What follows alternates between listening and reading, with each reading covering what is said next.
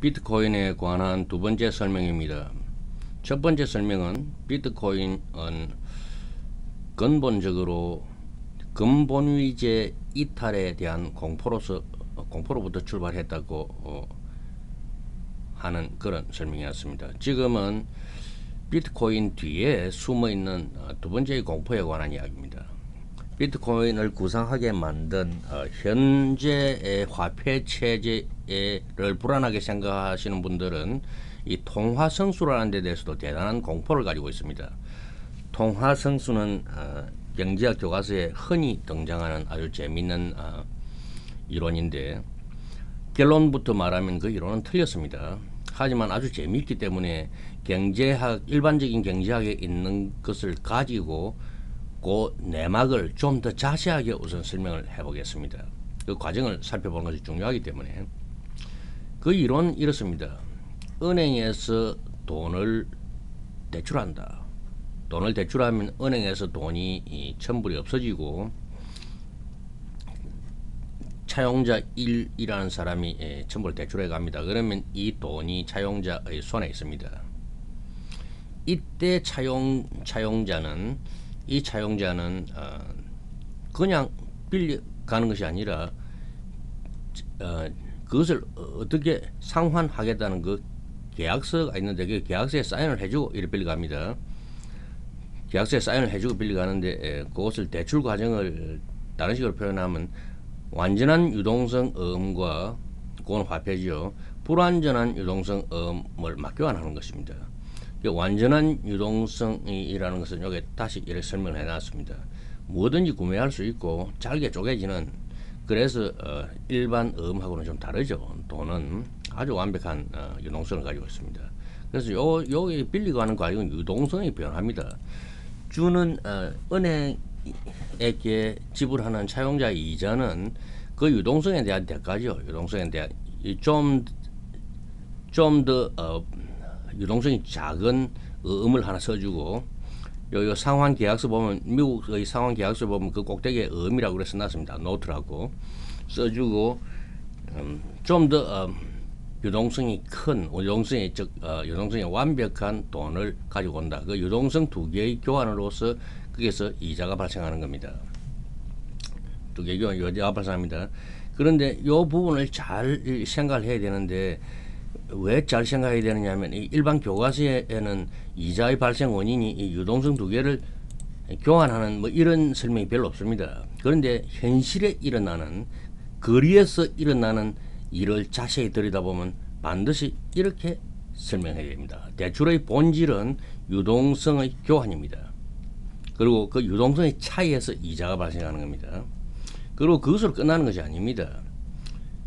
이 모든 대출의 조건에는 이렇게 세 개의 기본적인 조건이 붙어 있습니다. 요 조건이 붙어 있습니다. 그래서 좀 이따 이야기를 하기로 하고 요 이야기를 계속합시다.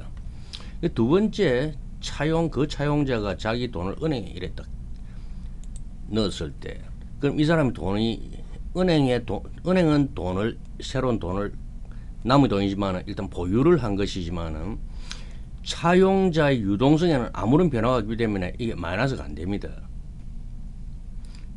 차용자는 자기 현금을 손에 쥐고 있으나 은행에 넣고 있으나 그 돈을 마음대로 사용할 수 있기 때문에 차용자가 누리는 그 유동성에 조금도 변화가 없죠. 그러니까 이 돈이 은행에 있어도 빌리기 전에 있던 그 돈하고 빌린 후의 돈하고는 성격이 아주 다르죠. 여기서 이제 사실 통화성수라는 이론의 근거가 시작되는 겁니다. 이 통화성수 이론은 틀렸습니다. 하지만은 여기까지는 자세한 내막을 보면 이런 틀린 이론이 왜 성립할 수 있는지, 그런 것이 성립이라기보다 그런 것을 생각을 해낼 수 있는지 그 원인을 이야기하는 겁니다. 그러면 지불 준비율이 10%일 경우 이 은행은 그러니까 차용자 1의 거래은행입니다. 차용자 1의 은행입니다. 이게 지불 준비율이 10%면 이 돈, 새롭게 생긴 돈 중 900원을 다시 다른 사람에게, 차용자 2에게 이렇게 대여를 할 수 있습니다. 그럼 이 세상에 새로운 돈이 생겨나죠.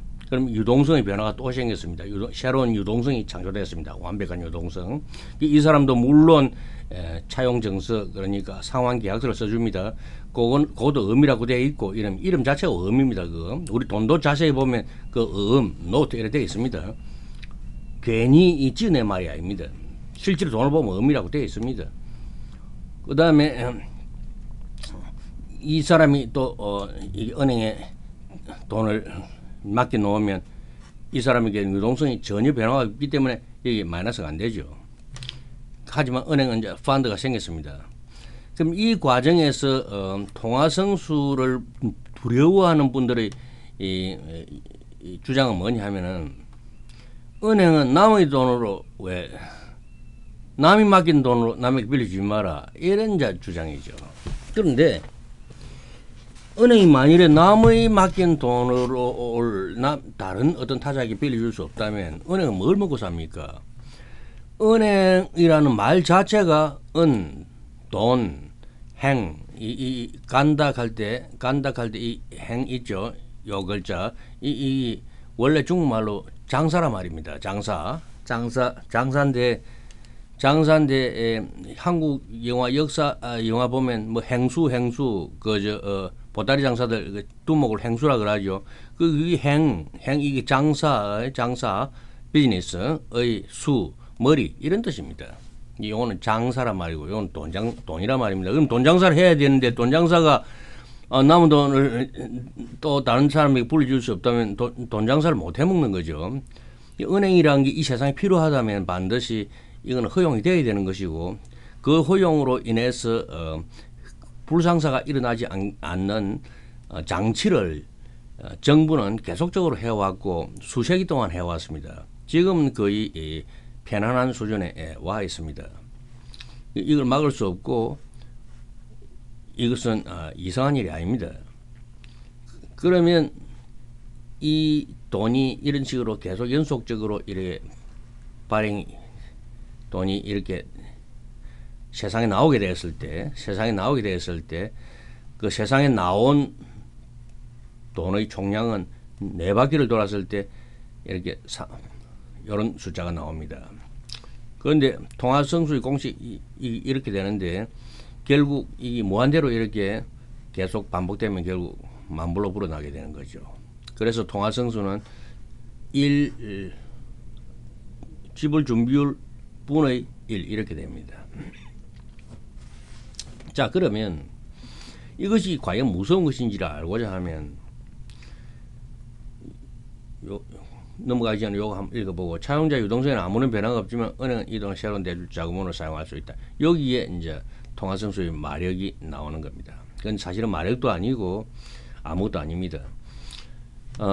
지금 이게 위험하다는 이야기인데 이 위험하다는 생각에는 어떤 생각이 들었냐면 돈을 낳는 뭐 어떤 창고에 갇힌 쥐가 새끼를 치고 해가지고 창고 안에 있는 곡식을 다 먹어치우는 이런 걸 연상을 합니다. 이 많아지니까 돈이 많아지니까. 하지만 이 돈이 많아지는 하나하나의 절차에서 괜히 돈만 퍽퍽 많아지는 것이 아닙니다. 이 사람들 돈을 빌려올 때는 빚이 생기는 거죠. 그리고 모든 대출에는 이런 조건이 따르는데 쥐가 새끼를 낳는다는 이야기를 했는데 돈이 돈을 만드는 것이 아니다는 이야기죠. 그 통화성수가 틀린 이유는 돈이 돈을 만든다고 생각하기 때문입니다. 형태는 이러하지만은 그 속에 새로운 돈이 세상에 나오는 동력은 전혀 다른 곳에 있습니다. 그 동력이라는 것은 결국 대출이라는 행위가 일어나야 이런 일이 생기는데 대출이라는 행위가 일어나기 위해서는 이 모든 대출에는 기본적으로 이 3가지의 조건이 갖다 붙습니다. 그걸 보면 돈을 낳는 것이 아니라 대출이 돈을 낳는다 이것을 알 수 있습니다. 그리고 이 대출이 돈을 낳는 것은 그렇게 쉬운 과정이 아니라는 것. 첫째, 은행의 입장에서 엑시트 스트래티지가 필요합니다. 은행이 이 돈을 떼이면 안 되니까. 그럼 엑시트 스트래티지는 뭐냐면 담보를 잡는다든지 계약서 속에 뭐 어떤 법정 관리로 들어간 어떤 간섭권이 있다든지 뭐 이런 게 있는 거죠. 아니면 또 제3자의 보증을 받는다든지 이런 식으로 하는 그 엑시트 스트래티지가 있습니다. 그러니까 한국의 무슨 보증보험이라는 신용보증기금이라 있죠. 그런 데서 보증을 해주지 않습니까? 그것도 이제 엑시트 스트래티지 하나입니다. 그리고 여기서 요점은 뭐 중점적으로 생각할 건 뭐냐면은 엑시트 스트래티지 한계가 차입 가능금액의 한계입니다.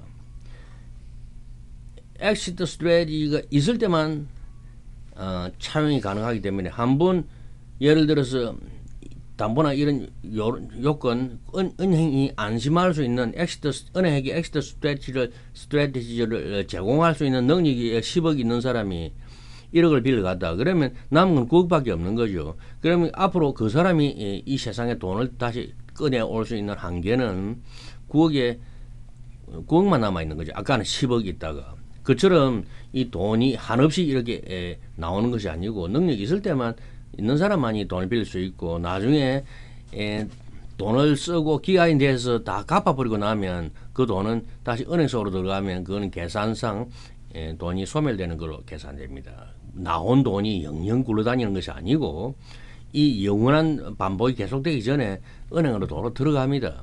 그러면 이 세상에 나오던 돈은 이쪽으로 사라지는 것이죠.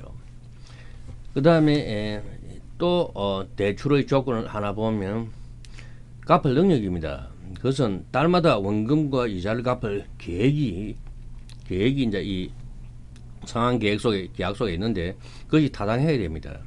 그 타당하게 만드는 가장 근본적인 하나의 예를 들면 빌려간 돈으로 이익을 만들 기회를 어떤 이 사람이 빌려가는 사람 이런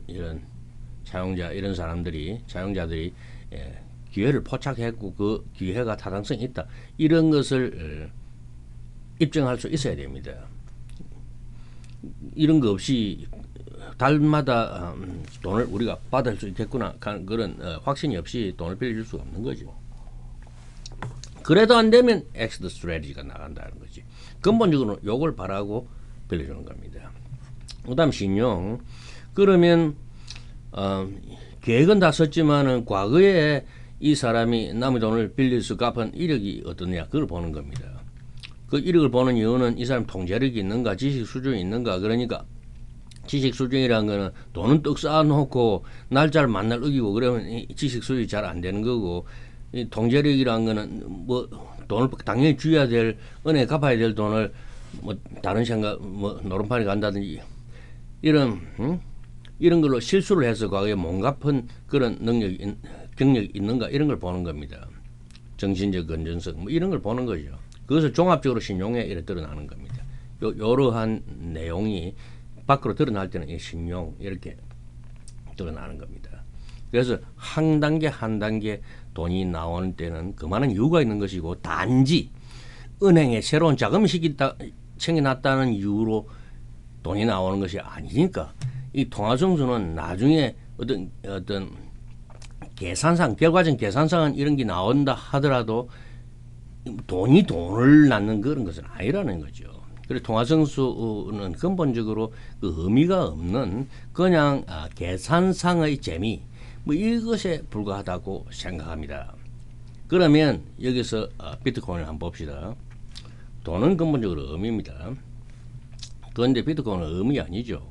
왜냐하면은 비트코인 뒤에 있는 채무자가 없지 않습니까? 비트코인은 우리가 한 개 들고 있다. 그러면 그 비트코인은 누구의 채무입니까? 그것이 안 되는 거죠. 그 이야기는 전번에 설명을 했고, 다음에는 이 화폐가 의미되어 온 역사를 미국의 돈의 역사를 가지고 다음에 한번 살펴보기로 하겠습니다.